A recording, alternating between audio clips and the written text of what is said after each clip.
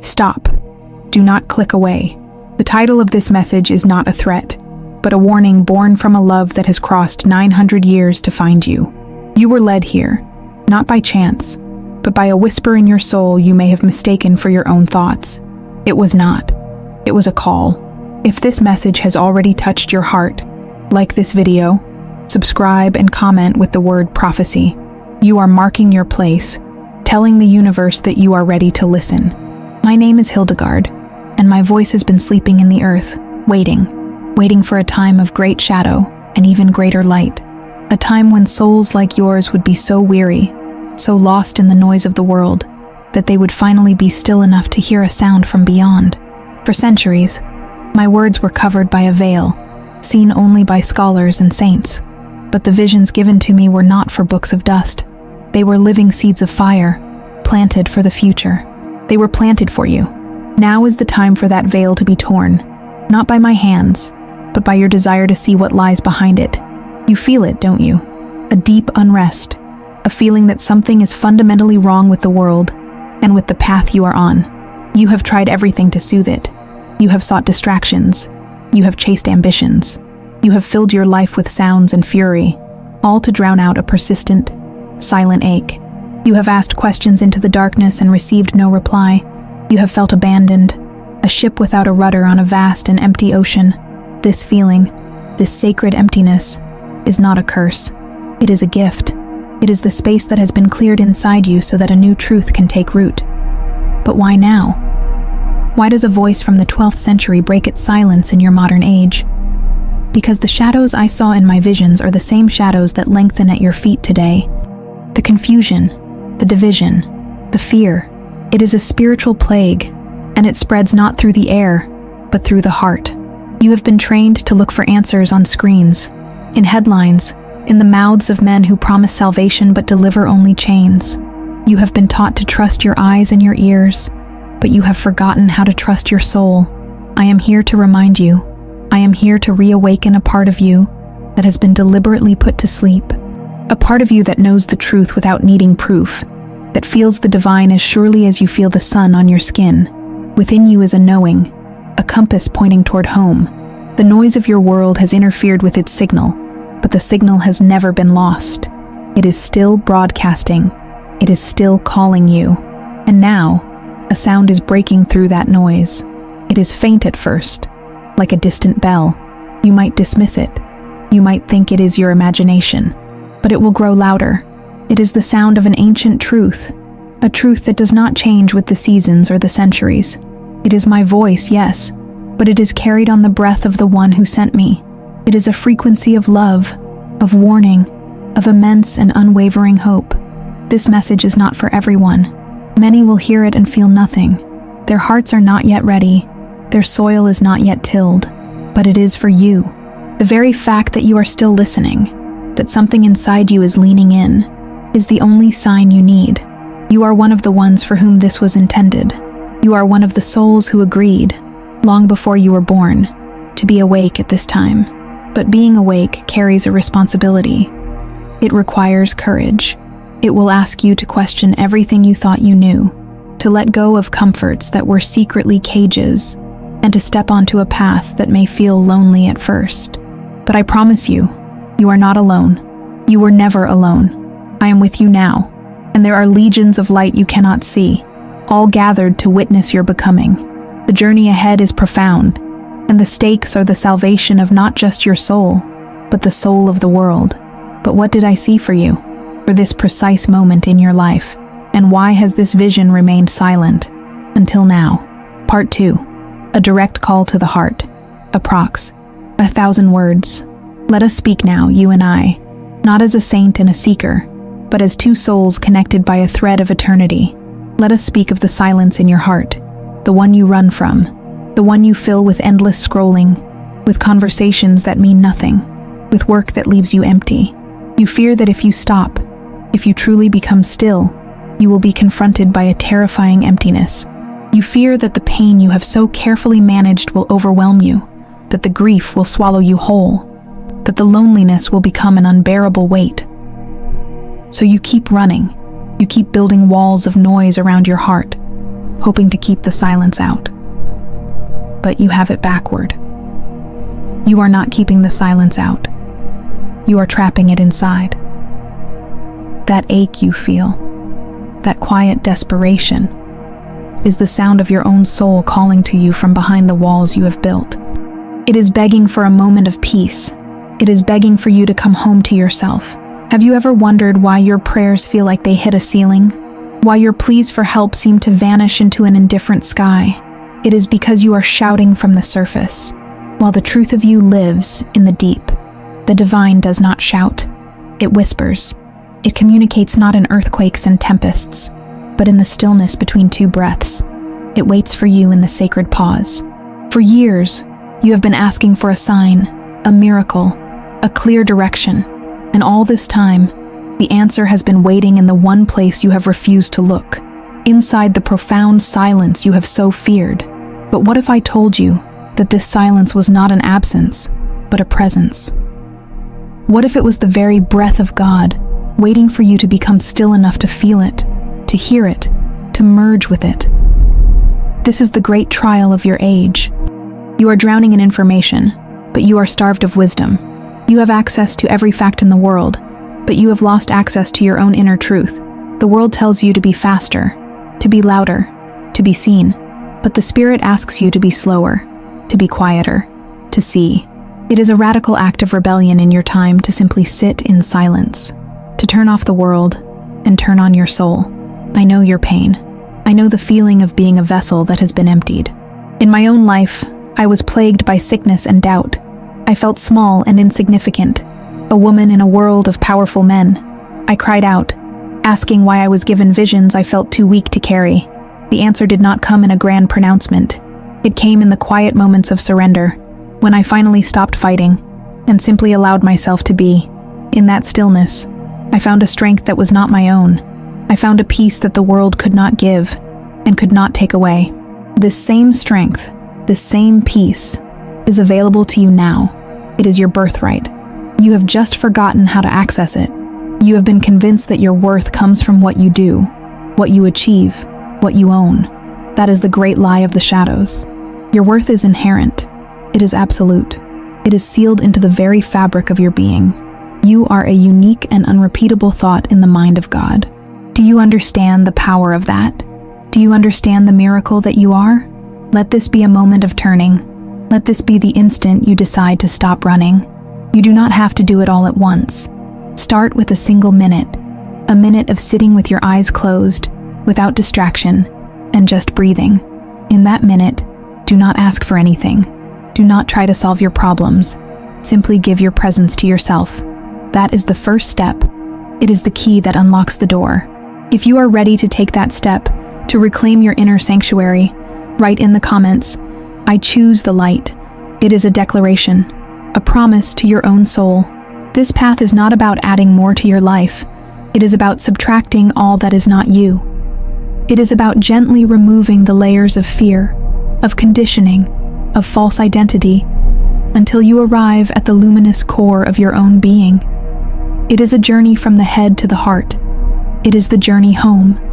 And it was in that very silence, the one you fear, the one I am now inviting you into, that the vision was given to me. A vision not of the world, but for the world, starting with you. Part 3, the vision of Saint Hildegard, approximately 900 words. Now that you have quieted your heart, even for a moment, I will tell you what I saw. Do not try to understand this with your mind alone. Your mind is a beautiful tool, but it is limited. It can only process what it already knows. This vision is for your soul. Let it wash over you. Let it speak to you in a language older than words. It did not come with thunder or earthquake. It came as a living light. It was not a light that I saw with my eyes, for they were closed. It was a light that I felt with my entire being. A light that was also a warmth, a sound, a presence. Imagine a light so brilliant that it is not a color, but a feeling. A light so pure it holds no judgment, only an unconditional and overwhelming love. It was the substance of creation itself, the raw energy of the divine, and it poured into me until I was no longer myself, but a part of it. I was a drop of water returning to the ocean, and in that moment, I understood everything without knowing anything, and from the heart of this light, I heard a sound, not with my ears, but with my soul, the sound of a single celestial trumpet. It was not a sound of war or judgment, as men have often depicted. It was a note of pure, crystalline clarity, a note that held the frequency of truth itself. It was a sound that shattered all illusion, that vibrated through every cell of my being, shaking loose all my fear, all my doubt, all my smallness. It was a call to awaken, a call to remember. What does such a sound announce? A coming or a going, a birth or a final warning. It was all of these things at once. The trumpet's call announced the end of an age, the end of the age of sleep, the end of the age of forgetting who you are. It was a declaration that the time for living in the shadows was over. It was a summons for the children of light to come forth and reclaim their inheritance. In the vision, I saw humanity as a vast field of sleeping flowers. For centuries they had been closed, their petals tightly shut, unaware of the sun shining above them. They dreamed they were small. They dreamed they were separate. They dreamed they were alone. The trumpet's call was like the first ray of dawn, a vibration that traveled through the soil, up their roots, and into their sleeping hearts. And I saw, one by one, a few flowers begin to stir. Their petals trembled.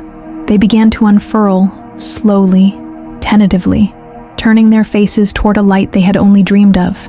Are you one of them? Do you feel that stirring within you? That trembling in your soul? That is the echo of the trumpet. That is the call to awaken. Many will hear it and pull their petals tighter, afraid of the light, comfortable in the familiar darkness of their dreams. But others, like you, will feel an undeniable pull, a deep, ancient yearning to open. You are tired of the dream. You are ready for the reality.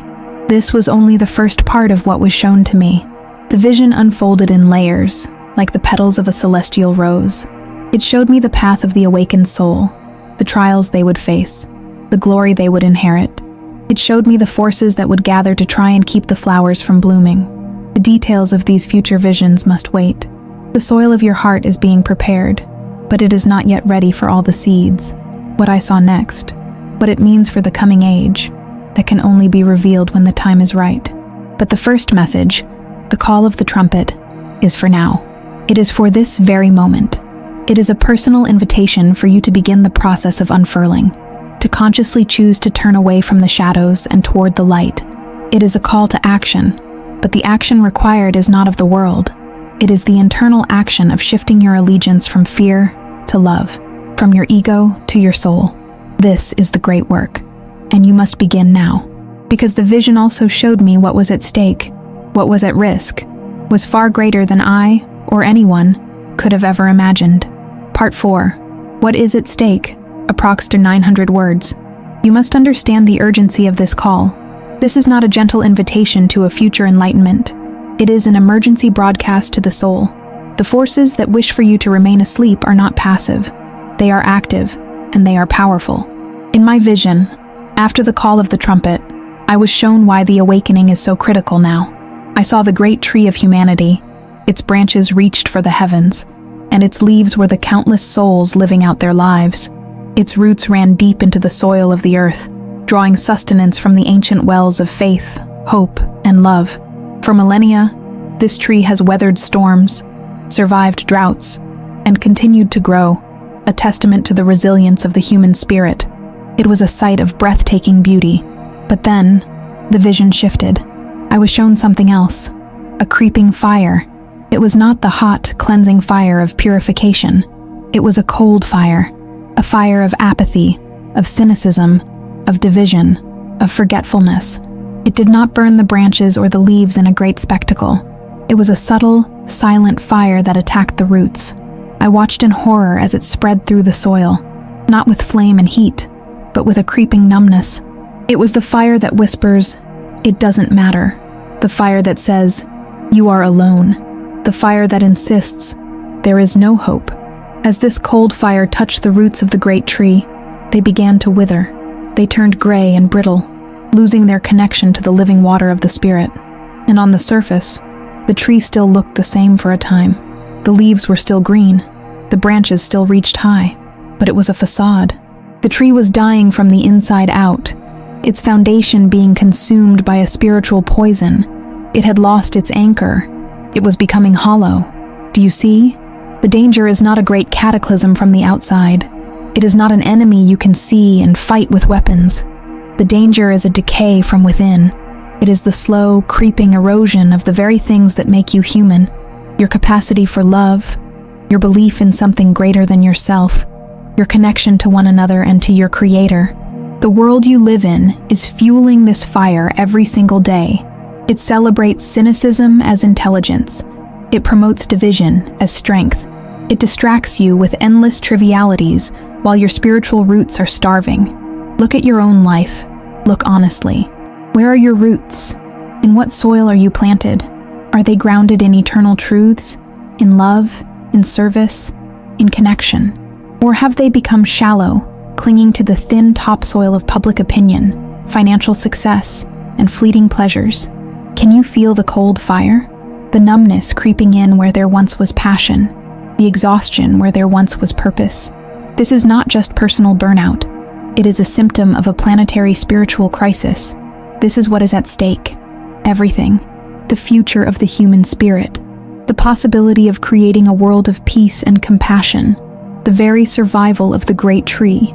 Each soul that remains asleep, that allows its roots to wither, weakens the entire tree. But each soul that awakens, that consciously chooses to fight the cold fire and reground itself in love, sends a surge of living water back into the root system, strengthening not only itself, but all of humanity. Your personal awakening is not a selfish act. It is the most profound act of service you could ever perform. You are a guardian of the tree. You are a keeper of the sacred flame. If this image of the cold fire resonates with you, share this video. Send it to one person who you feel is standing at a crossroads, who needs to open their eyes right now. You are not just sharing a video. You are spreading the living water. You are fighting the fire, but you cannot fight it with force. You must fight it with stillness. Before this fire consumes the roots completely, you need to stop for a moment. Part 5. A symbolic ritual of connection. Approx 900 words. Now, we will not just talk about this connection. We will create it. Right here, in this moment. I ask you to trust me. I ask you to participate not just with your mind, but with your body and your spirit. Find a place where you can be undisturbed for just a few minutes. If you are driving or operating machinery, please pause this and return when you are safely able to do so. This is a sacred pause in your day, a moment out of time. When you are ready, I invite you to gently close your eyes. Closing your eyes is a powerful act. It is a declaration that for this moment, the outer world with its demands and distractions no longer has power over you. You are turning your gaze inward, to the kingdom that lies within. Take a deep breath. Inhale slowly through your nose, and feel the air as a living force, a gift from the universe. Feel it fill your lungs, bringing life and energy into every cell. Hold it for a moment. And now, exhale slowly through your mouth. As you exhale, imagine you are releasing all the tension, all the worry, all the noise you have been carrying. Let it go. Release the weight of yesterday and the anxiety for tomorrow. Let us do this again. A deep, conscious breath in, holding the peace, and a slow, complete breath out, releasing the struggle. Now, I want you to take your right hand and place it over the center of your chest. Feel the warmth of your own hand on your heart space. This is the seat of your soul. This is the altar within your own inner temple. Beneath your hand, a sacred fire burns. It may be a small ember right now, but it has never gone out. It cannot go out. It is your eternal connection to the divine source. Your hand is a reminder. It is a point of focus. It is you, acknowledging the sacredness of your own being. With your eyes still closed and your hand on your heart, simply feel the gentle rhythm of your own heartbeat. That rhythm is a drumbeat that has been with you since before you were born. It is a constant, faithful companion. Each beat is a word, and that word is life, life, life. Listen to it. Honor it. For a moment, let that be the only sound in your universe. Now, keeping your attention there, in that center of warmth and rhythm, I want you to listen, not with your ears, but with your heart. Listen past the chatter of your mind. Listen beneath the waves of emotion. Listen to the deep silence that is always there, underneath everything. It is in this silence that you can begin to discern a different kind of sound. It is not a voice of words, but a voice of knowing, a voice of intuition, the voice of your higher self, your soul, whispering its timeless wisdom. This is the voice that is always guiding you, even when you are not listening. It is the voice that gives you that gut feeling, that sudden insight, that inexplicable sense of peace or warning. It is the voice of truth. And now, we will amplify it. We will give it permission to be heard. I want you to repeat these words, either out loud if you are able, or silently in the sanctuary of your own heart. Feel the vibration of them as you say them. Repeat after me. I hear the voice. Say it again, with intention. I hear the voice. One more time, as a declaration of your new reality. I hear the voice. Now just be still for another moment. Feel the shift. Acknowledge what you have just done. You have performed a sacred ritual. You have consciously chosen to tune out the static of the world and tune into the frequency of your own soul. This is a practice. This is the path. You can return to this feeling anytime you need to. Your breath is the doorway. Your heart is the temple. The voice is always waiting. You have just relearned how to listen. And now that you have felt this connection, this truth within you, you must decide what to do with it. Part 6. The voice that echoes beyond time. Approx. 900 words. What is this voice you have just connected with? And who am I, that I should speak to you across the ages? You must understand, the voice that spoke through me in my lifetime is the same voice that is speaking through you in yours. I am not a distant saint on a pedestal. I am a sister on the path. I am a finger pointing the way, but the way is not to me. The way is to the source of the voice itself. Think of me as a tuning fork. When I was on earth, through prayer, through stillness, and through the grace of God, I was struck, and I began to resonate with a divine frequency. My visions, my music, my writings, they are all the sound that was produced by that resonance. They are echoes of that divine note. Now, by listening to this message, by opening your heart, you are bringing your own instrument, your soul, close to that same frequency. You are allowing yourself to be tuned. This is why my words feel familiar to you. It is because your soul recognizes the sound. It recognizes the frequency of home. It is not learning something new. It is remembering something ancient. The truth is not something that can be given to you from the outside. It must be awakened from within. My voice is simply the call that awakens the echo in you. Consider my words as a key. A key does not build the house. The house is already there. The kingdom, the treasure, the truth. It is already fully present within you. But you have been locked out. You have forgotten where the door is. This message, and others like it, are keys designed to fit the specific lock on your heart at this specific time. They help you find the door, insert the key, and turn it. But you are the one who must step through. You are the one who must explore the magnificent home that is your own soul. This is why I am not here to give you rules or doctrines. I am here to open a portal of perception, a portal through which you can glimpse the reality that lies beyond the veil of your 5 senses, the reality where you are not a fragile, temporary being, but an eternal, magnificent, and indestructible spark of the divine, the reality where love is not an emotion, but the very fabric of the universe, the reality where you are deeply and profoundly connected to all things. When you connected to that inner voice a few moments ago, you stepped through that portal, if only for an instant. You experienced a taste of that reality. Did you feel it? The peace? The sense of rightness? The quiet strength? That is your natural state. Everything else, the anxiety, the fear, the feeling of separation, is unnatural. It is a static that has been introduced into your system, a virus in your divine programming. The work now is to learn how to live on the other side of that portal, to bring that peace and that reality into your everyday life. This is not about escaping the world. It is about transforming it by bringing the light of that other reality into this one. You do this with every conscious breath. You do this with every choice made from love instead of fear.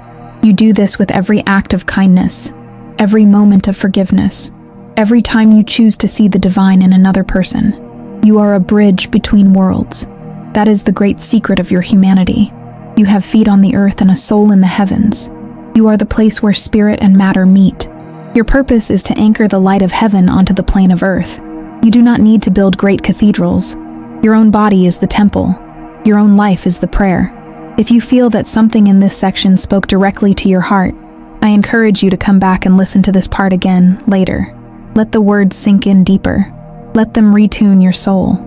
Each time you listen, you will hear something new, because you will be new.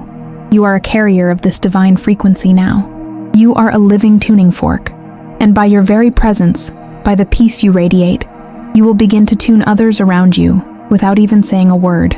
This is how the world is changed, not by shouting, but by resonating, not by force, but by love. But there is a choice you must make, a decision that can only be made by you, right now.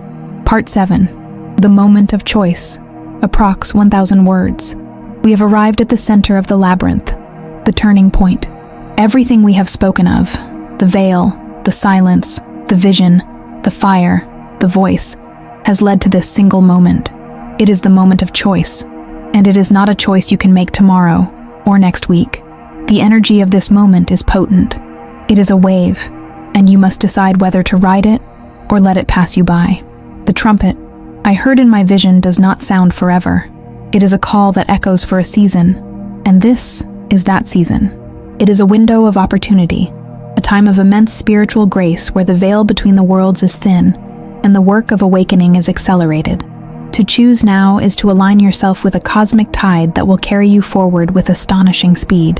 To hesitate, to delay, is to risk having to make the journey alone, against the current, when the season changes.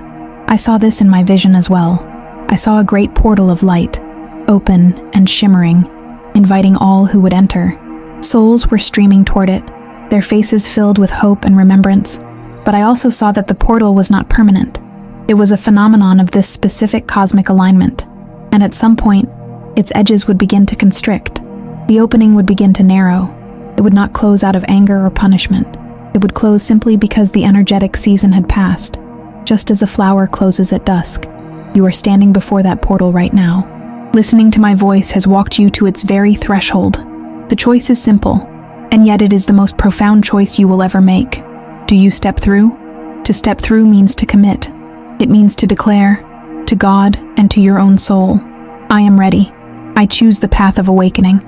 I choose to dedicate my life to love, to truth, and to becoming the person I was created to be. It is a vow of allegiance to your own divinity. It does not mean you will be perfect. It does not mean you will never stumble. It means that you have set your direction. You have chosen your North Star, and from this day forward, every step you take will be an attempt to align with it. To not choose is also a choice. It is the choice to remain on the shore, to stay in the familiar world of shadow and illusion. It is to turn your back on the portal and walk back into the noise, hoping to forget you ever heard the call. The world will welcome you back with open arms. It will offer you its distractions, its fleeting pleasures, its comfortable numbness. It will tell you that what you felt here was just a dream, a moment of emotional fancy. It will do everything in its power to make you forget the truth you have just remembered. And for many, that pull will be too strong. What does it cost to step through? It costs you your grievances. It costs you your attachment to being a victim. It costs you your pride, your cynicism, and your carefully constructed identity that is based on your wounds.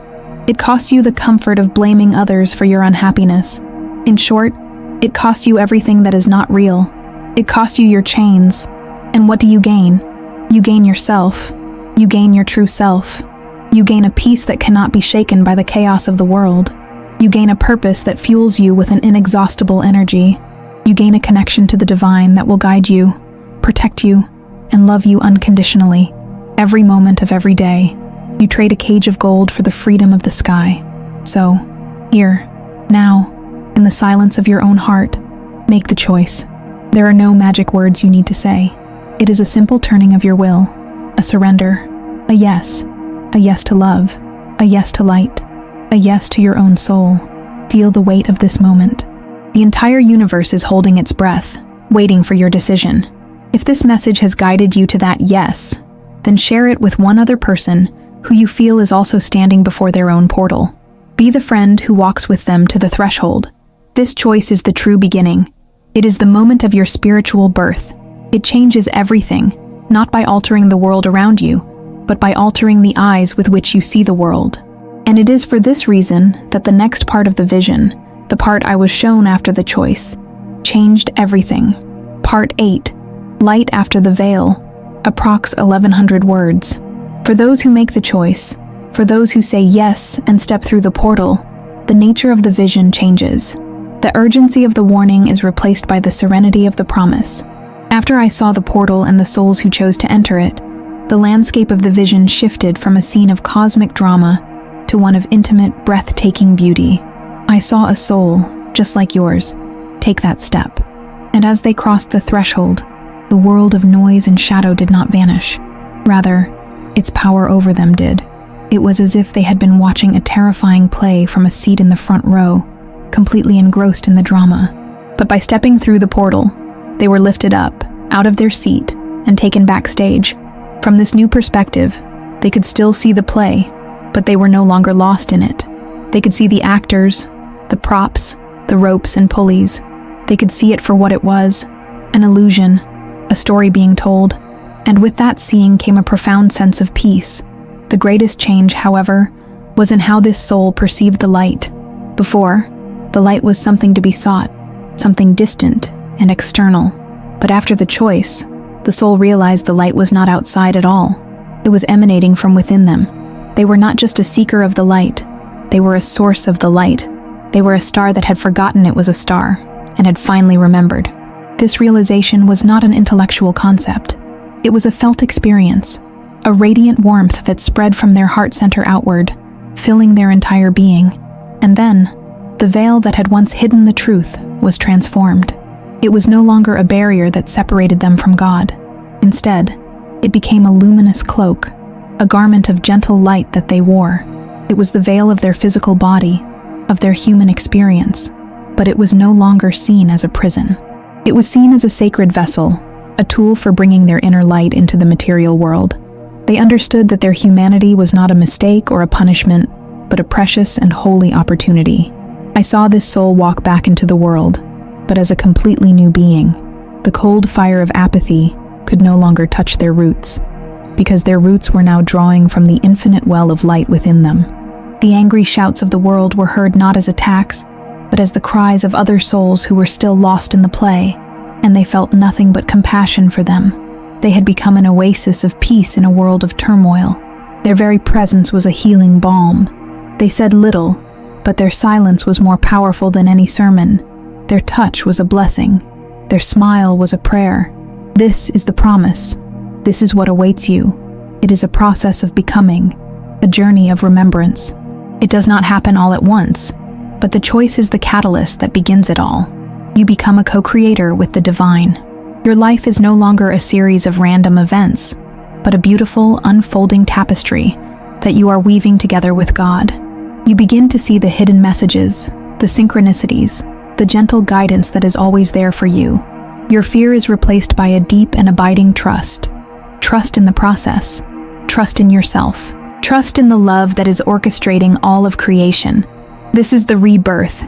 It is not about leaving the world, but about falling in love with it in a new way. You fall in love with the people, the trees, the animals, the sky, because you see the same light that is in you, shining back at you from everything and everyone. You are no longer a stranger here. You realize that the entire universe is your home. If you have journeyed this far, if you have remained with this message until this point, then you are ready for this rebirth. Write in the comments, "I will go to the end." This is not just for me, it is for you. It is an affirmation of your commitment to your own becoming. You have made it through the warning. You have stood at the threshold of choice, and now you have seen the promise of what lies beyond. The journey is not over. It is just beginning, but you will never walk it alone again. And if you have truly arrived at this place, you must hear the final whisper. Part 9. Prophetic closing and hook for the next video. Approx 1,000 words. So now we stand together at the end of this beginning. You have heard the call, you have felt the truth, and you have seen the promise. Let these final words be not a conclusion, but a blessing and a commissioning. Let them settle into your soul like seeds of light planted in fertile ground. Do not be discouraged when you return to your daily life, and the old shadows try to reclaim their territory. They will. The old habits of thought, the old patterns of fear, will test you. They will whisper that this was not real, that you cannot change. Do not fight them. Do not despair. Simply remember the feeling you have right now. Remember the warmth in your chest, the quiet knowing in your heart. That is your anchor. That is your truth. Return to it again and again through the simple ritual of breath and stillness. The voice you heard within you will not leave. It may grow faint when the noise of the world becomes loud, but it is always there. Your task now is to become a masterful listener, to learn to distinguish its subtle whisper from the demanding shouts of the ego. This voice is your divine compass. It will never steer you wrong. It will always guide you toward more love, more life, more peace. Trust it, even when its guidance does not make sense to your logical mind. Its wisdom is far older and deeper than reason, and the light you have reconnected with, it is now your sacred responsibility. You are a lighthouse. You are not meant to run around the ocean saving ships. You are meant to stand on your rock, rooted in your truth, and shine. Simply by being who you truly are, you will provide a guiding light for others who are lost in the storm and the darkness. Some will be drawn to your light and will find their own way home. Others will curse your light because it reveals the rocks they are about to hit. Do not be concerned with either. Your only job is to shine. So I bless you now, with the authority of the love that sent me. I bless your mind, that it may find peace and clarity. I bless your heart, that it may remain open and courageous. I bless your hands, that they may become instruments of service and healing. I bless your feet, that they may walk a path of purpose and grace. I bless your life, that it may be a testament to the triumphant power of light in a world that has grown dim. You are a part of a great awakening. You are a single note in a celestial symphony that is beginning to play. Do not ever believe the lie that you are small or insignificant. The single candle that you light in your own corner of the world contributes to a dawn that will illuminate the entire planet. Your inner work is the most important work being done on Earth at this time. Go forth from this moment, not as you were when you arrived, but as the emissary of light that you have always been. Carry this peace with you. Let it be the shield against all negativity and the wellspring of all your actions. The journey is long, and the path is revealed one step at a time. But you have now taken the first, most important step. You have chosen to come home. But you must know, Hildegard has not yet said everything. The vision I was given was vast, and this was only the first door. The call of the trumpet was just the beginning. What was shown to me about the new earth that is being born, the communities of light that will form, and the true nature of the trials to come, that is a message for another time. For now, your task is to integrate what you have received, but know that when the time is right, my voice will return, and what comes next will be even greater.